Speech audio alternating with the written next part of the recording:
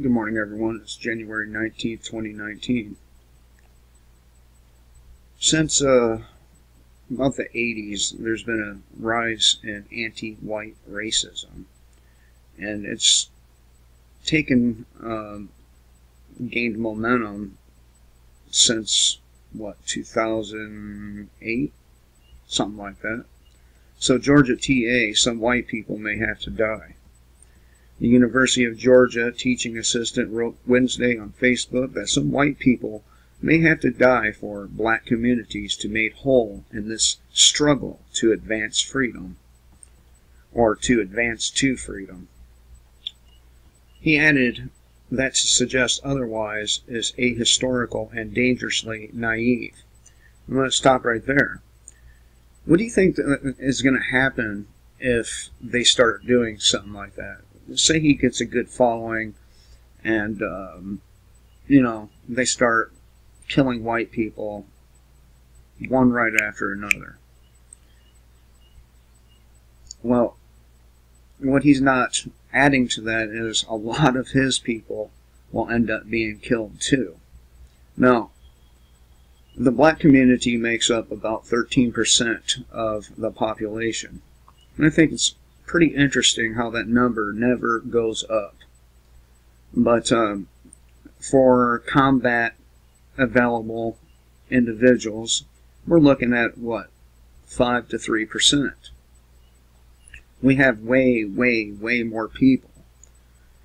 And a lot of us have spent our whole lives shooting guns, trapping animals, this kind of thing.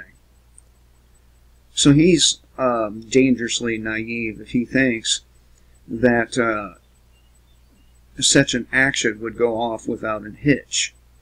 So the UGA philosophy TA, or Mara O.C. Frimpong, what a name, made the comment during a conversation on the Overheard at UGA Facebook page. The comment has since been deleted. He claimed in May of 2017 that Facebook suspended him for quoting from an article which detailed how Texas A&M professor Tommy Curry had said, in order to be equal, in order to be liberated, some white people may have to die. Killing some white people isn't genocide. It's killing some white people. Now, it's funny how he said that, because when a white kills a black, they scream genocide, right? At least people like this guy. Not all black people. Remember, I do not hate black people. I do not hate Mexicans. I'm just not crazy about some of the things each of these groups do. Let's see here. In quotes, we had to kill some white people to get out of slavery. No, you didn't have to kill some white people to get out of slavery. White people killed white people to get you out of slavery. You didn't free yourselves. White people freed you. You better remember that, and you go a long way in remembering that. So, we had to kill some white people to get out of slavery is false on its face. Maybe if we'd killed more during the 20th century, we still wouldn't talk about radicalized or racialized voter disenfranchisement, housing, education, employment discrimination. Now, a lot of the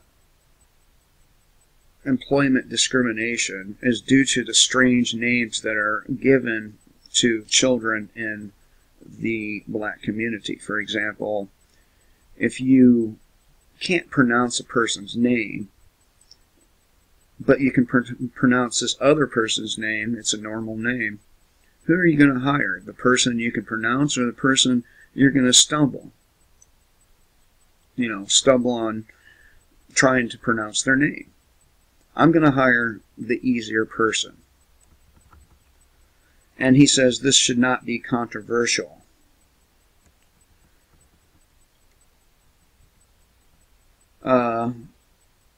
His Wednesday comment, seemingly inspired by Curry, is far from the first racially charged remark made by the scholar. In quotes, fighting white people is a skill, the UGATA tweeted January 12th, adding that it is why he supports integrated schools. He said, you have to get used to fighting white people. It takes practice. Then he quoted American clinical psychologist Bobby Wright saying, blacks kill blacks because they have never been trained to kill whites.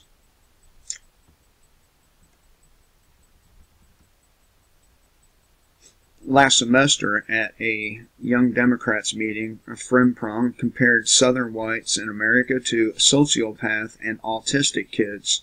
Later on in November, he called for Democrats to wage war on the white electorate and wrote that white institutions that make crappy white people, such as churches, schools, and families, must be dismantled.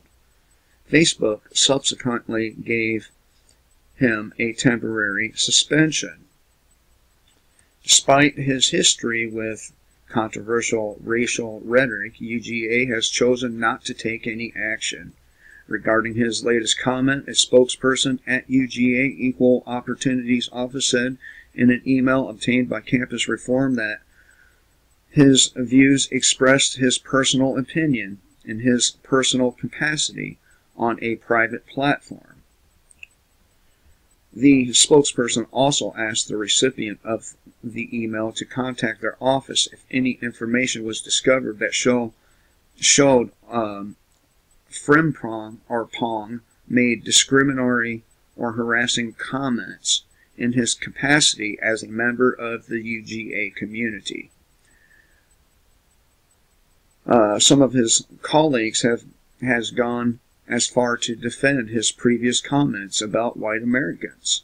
UGA Associate Professor of Brain and Behavioral Science, Dr. Janet Frick, once tweeted that the TA's comments were not hate speech, but rather hurt your feelings speech.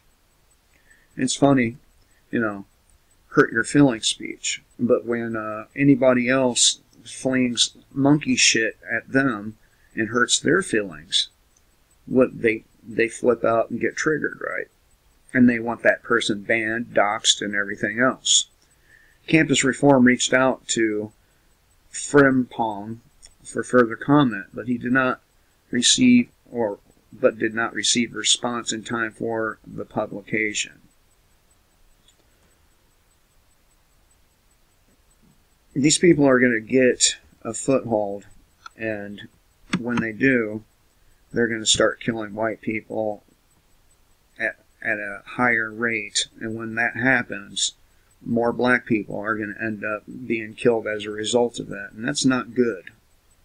Not good for either side. So, just don't. Anyway, I thought I would share this with you. And I